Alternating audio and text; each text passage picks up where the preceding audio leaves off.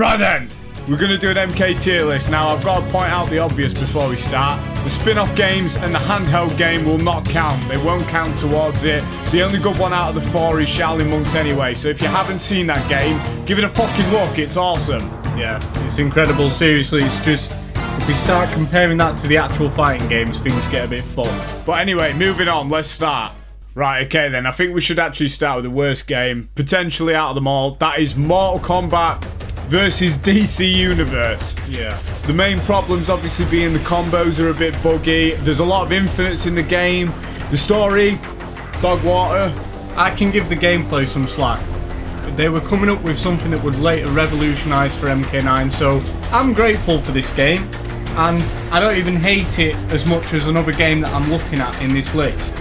But objectively speaking, yeah, this game fucking blows. We're just nostalgic for it. Yeah, there's not a lot we really need to say about MK vs DC. We had some fun on it when it first came out, but yeah, it's definitely down there. Right, so moving on, I'd like to move over to something a little bit controversial. Now, I was thinking of putting this in outstanding. It's going to excellent. MK11, in my opinion, better than MK10. Fucking hell, what a stupid thing to say. Seriously, nobody's going to agree with that. They are. Yeah. Ask Waz! If that was your first game ever, maybe. This game, if you ask me, I have to disagree massively. I fucking hate this game. Some good points. Customization, yeah, best in the series, I'll give you that. The story was hit and miss. It was bad until Aftermath came in. The ending of Aftermath was brilliant. In fact, the build up to it was brilliant. Shang Tsung's actor coming back from the original movie, amazing. The combos are okay. It's no, just, they are. They're limited. No, otherwise the game would have been up at outstanding. The game is good. Let me tell you now, the combos don't exist. It's all about this new crushing blow system. You can do this once a game per crushing blow move. And it might pop up or whatever, but it's, yeah, jump through 3 hoops, duck 50 times. I'm exaggerating it, but it's so fucking dumb. I can do it once a game. There's no pace, no combos, nothing. MK's fast-paced and mixed, but each to their own. I think this is a beginner's game, and even then it's nothing like Mortal Kombat. If this was your first game... it's better than MK10. I'll get to why. When we talk about MK10, I'll get to why. But anyway, yeah. I disagree. MK11 is a great game. It is a good game. It's not at the top, but it is a good game. Shit game. Right, anyway, so moving on. Something we'll probably agree on maybe a little bit more. The original Mortal Kombat. Now, if it were up to me, putting on the rose-tinted goggles, it'd be up here. I know I can't do that because objectively it's not better than the other games. No. It's going in well done though. Yeah. Not only was it the start of things, so you have to consider what it was like in 1992 to make this game. The music is phenomenal. The characters obviously phenomenal. It gave us the cast as we know it. Yeah. Sub-Zero, Scorpion, Raiden, Sonya, Johnny Cage, Kano, Shang Tsung, Goro, and Reptile if you found him. This game was sick. Yeah, incredible start. It had the classic package here. Play with a friend, rip his head off, unless you lived in Australia. It got censored heavily, but we're not here to talk about the history of the game. We just want to tell you it was a great game. The music still slaps to this day. I still have a blast playing through the arcade ladder. Yeah. The only thing that might twist your melons a bit is the endurance battles. There's like 3 of them. Yeah. But it's a great game. Yeah. Seriously, the difficulty is perfect. It's not too hard, it's not too easy. Anyone who's never played the original Mortal Kombat, or the original 3, I'll say, fucking play them because they are still brilliant to play with friends. And I actually, saying that, hope one day for another arcade collection that we can play online, something on the Xbox Series X. It'd be amazing. Yeah. Can I make a suggestion? Go on. While we're on the topic of games that are well done, I'd say this is objectively better than Mortal Kombat, the original, but when it comes to Mortal Kombat 4, yeah, and Gold, depending, I'd probably put them in the same category. It's pretty much the same game, just one's more busted. Let's talk about that actually. Mortal Kombat 4, Mortal Kombat Gold. Gold had cutscenes. Great ones as well. On that alone, it's going up there. Now, if we're talking about gameplay, those who have played both the games know that Gold is potentially a bit more fucked because it had Sector, it had Kung Lao. Infamous, yeah. Yeah, it was bad. It was bad for balancing. But in terms of being fucking hilarious to get through the arcade ladder, this game was a blast, really. Now, I love Shinnok, but let's talk real here. Compared to Shang Tsung and Shao Kahn, just having another playable bloke as a final fight in arcade days, I mean, disappointing. Yeah. But not the worst thing ever. No. Like I say, let's just have a look at a little sneak peek at Reptile's ending to give you a feel for what this was.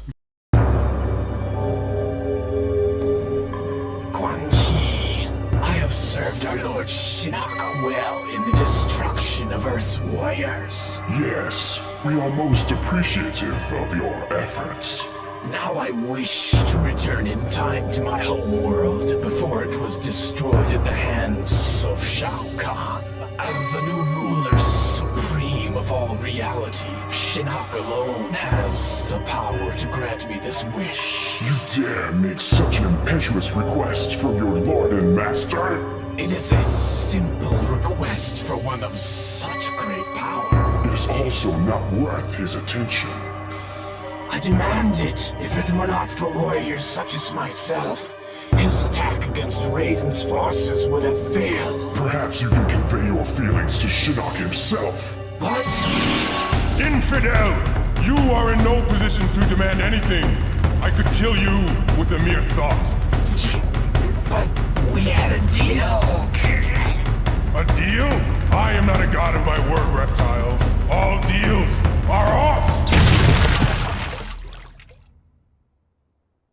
So there you have it. That's MK4 in its glory. Yeah, it's a good game. It's the beginning of the 3D era. I mean, this was the starting point, so it's not the best that it had to offer. However, a good start. Yeah, a good start for 3D games all round. Definitely worth a go if you've never played it before. A key point as to why it's not better than it is because the combos are the same for every character in this game. The only thing that changes is the special moves and the throws. And the weapons. And the weapons, yeah. Anyway, let's move on. Right, so just taking a look at what we have here, I want to try and fill up the Is That Your Best category a little bit, fill up a bit more of the tier list.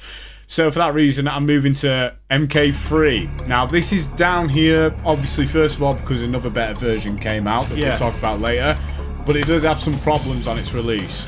I agree with this placement wholeheartedly. I mean, first off, I can't imagine the scenes in the 90s, a bloke picking up this game, like, wow, yeah, another sequel.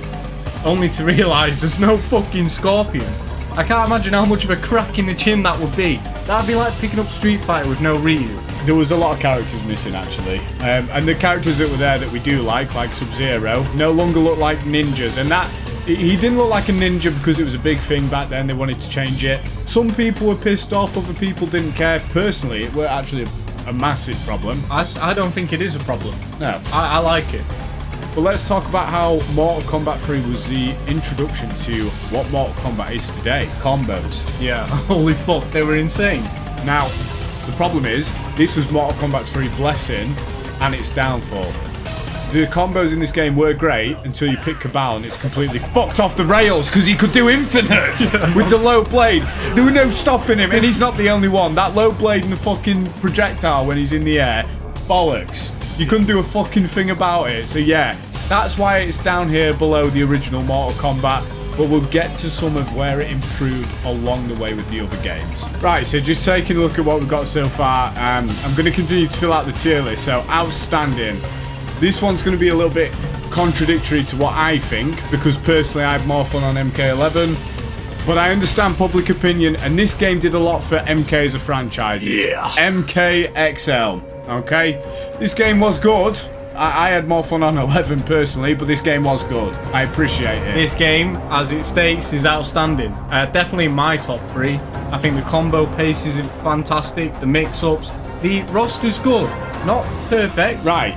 This is probably why I enjoyed 11 a bit more. MK10 did have better combos. I even say that. I love Sub-Zero and MK10 with the ice clones, the way you could throw them, smash them. I was a scumbag with that character. The roster though, the new characters aren't great. Only Takeda. I like Takeda. Total Khan, Aaron Black, and of course he's not new, but it's his playable debut, Tremor. Yeah. Outstanding debut for him. Yeah, this is to mention, so obviously when we're talking about these games, these more modern ones that got DLC, we're always talking about the final product. So this is MKXL. The DLC was pretty good, you know, you had some horror icons in there with Leatherface, Freddy, the Alien, Predator, so yeah, some good stuff in there. All round it is a great game, not really much else to say about that. Barring one other major gripe. Welcome to the world of NPCs. Yeah. Fuck me, why would you have Rain and Baraka in there just to get minced up in the story and never appear as playable? Yeah, just to end on that, the story. I'm never going to get over Cassie Cage beating Shinnok in his most dangerous form. I'll never get over that, but yeah, let's move on.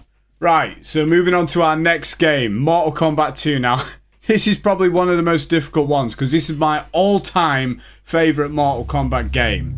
But objectively speaking, it's not the best, obviously. Yeah, this tier list isn't, oh, what's my favourite? It is, we're trying to be as unbiased as possible as what is the best bang for your buck package. That being said, you still can't go wrong with MK2. No. Controversial, I know. It is above MK11. I can play it. If I were at work tomorrow morning, right, I would sit and complete this game now. It still holds up today. I don't know if it is just the hardcore nostalgia, but I love the roster, amazing. The music again is phenomenal and all of the stages are great, and there's something seriously fun about just challenging yourself through this ball-breakingly difficult arcade ladder, trying to beat it with each of the amazing characters that got introduced in here.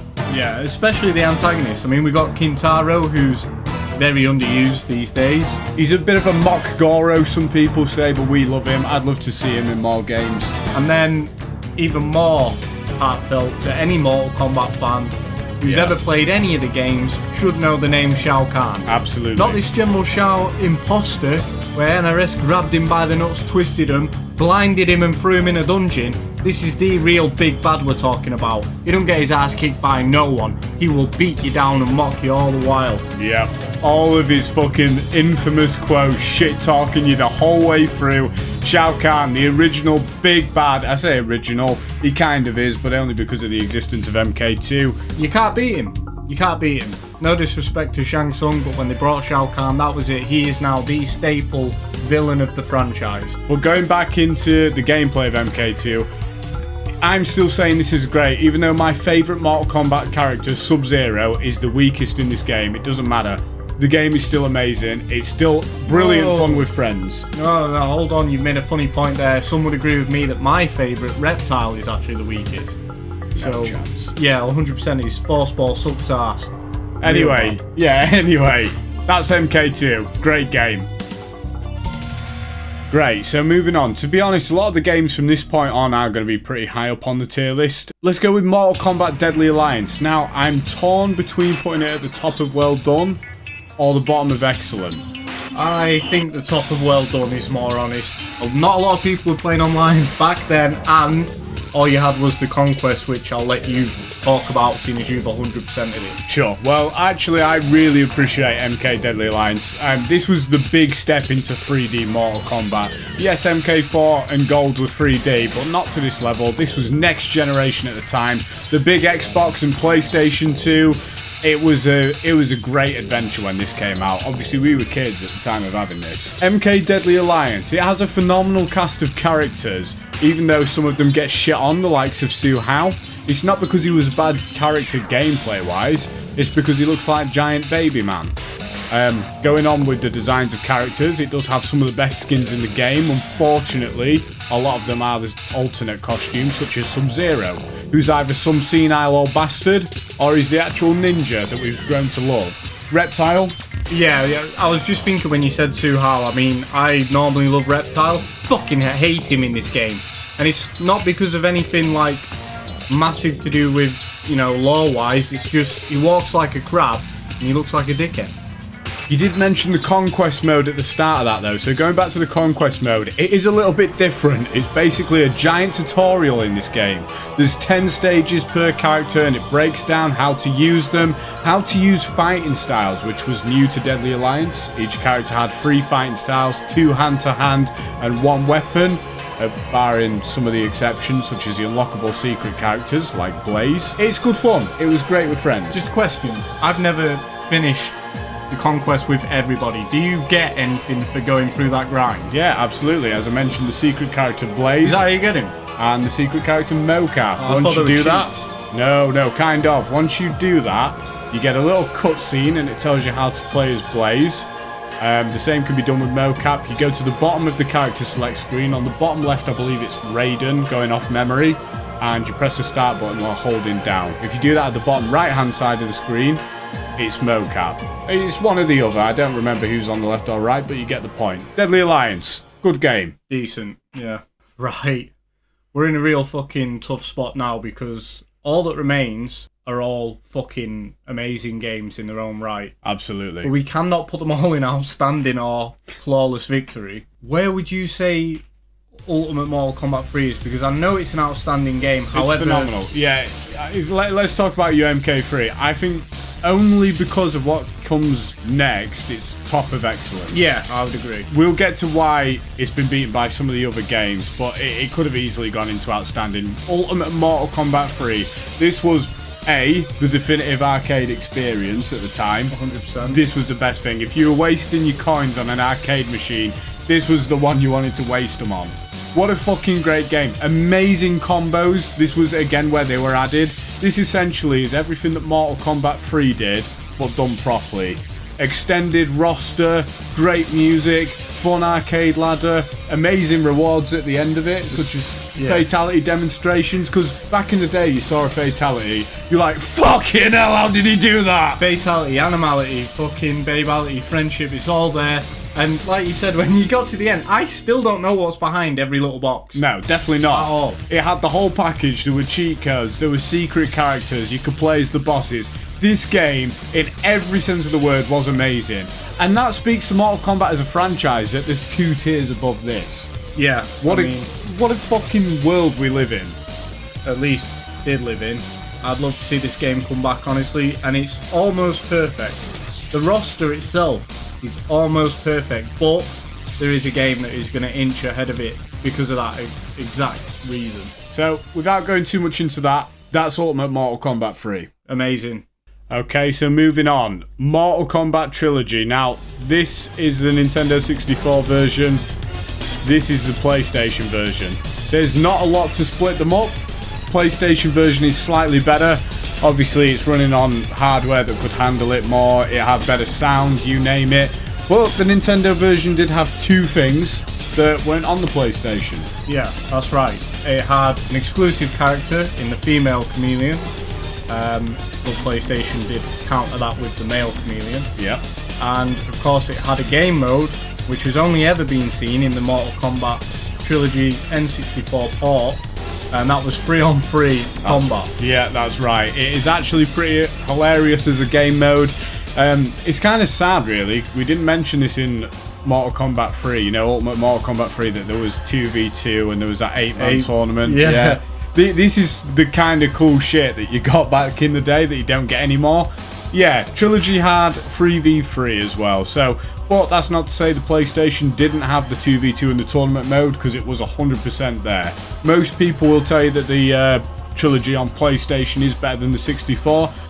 It's basically Mortal Kombat 2 meets Ultimate Mortal Kombat 3 and some put into a package. Johnny Cage got a whole new sprite just for this game. This is like Mortal Kombat Armageddon beta. This is the Mortal Kombat Armageddon of the original trilogy, as the name would imply. Yeah.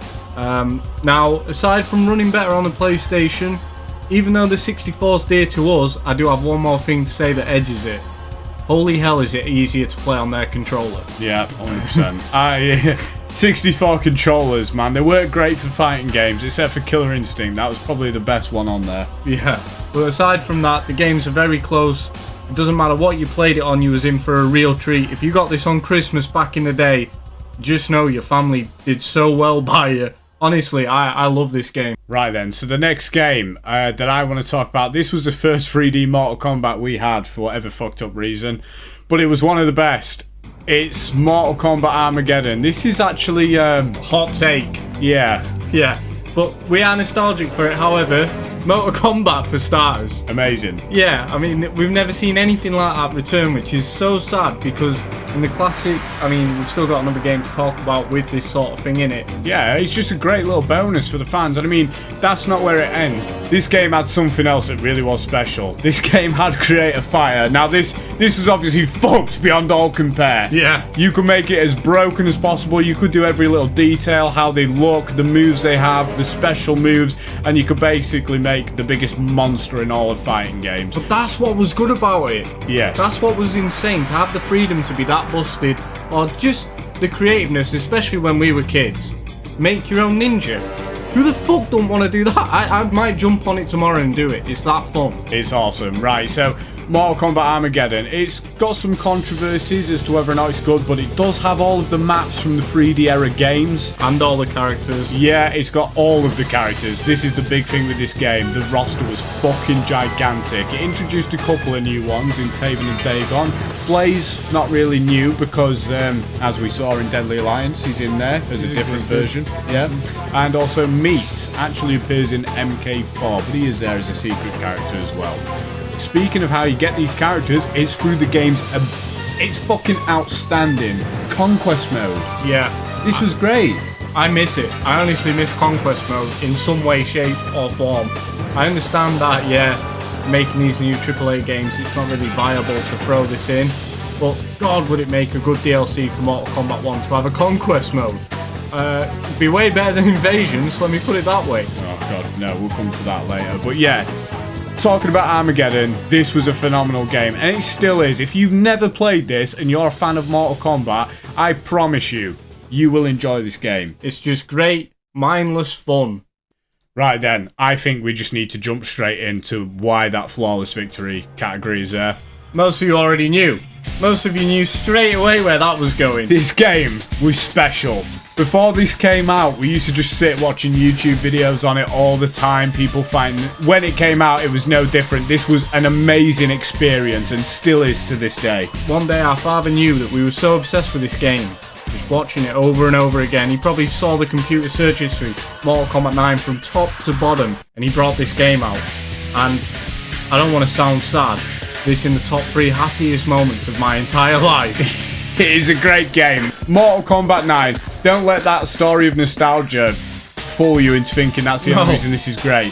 This was made for Mortal Kombat fans. It had the best roster, even to this day. Technically, Armageddon's is better because of the size. Yeah. But if we're talking mainline games, you could not beat this roster. The story is the best we've ever had in an MK game because it went back to its roots. It cared about what MK fans have grown to love, and it also gave an amazing foundation for new players to get stuck in. This game, I would love to go back and play it now. Where the fuck is the backwards compatibility for this? People have wanted a remaster for so long, and it's clear why.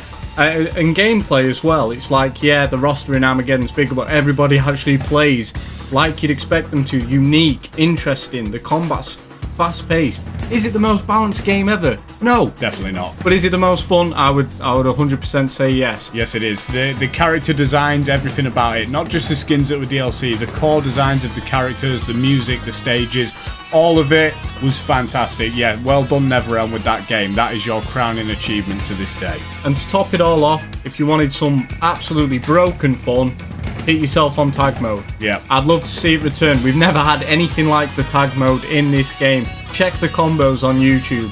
They are insane. We used to love this, and what was great, we played ranked. We played tag ranked. I was ranked. One guy, he was another, and we tag each other in. It was so cool, honestly. Yeah, what an amazing game. I'll love it for the rest of my days.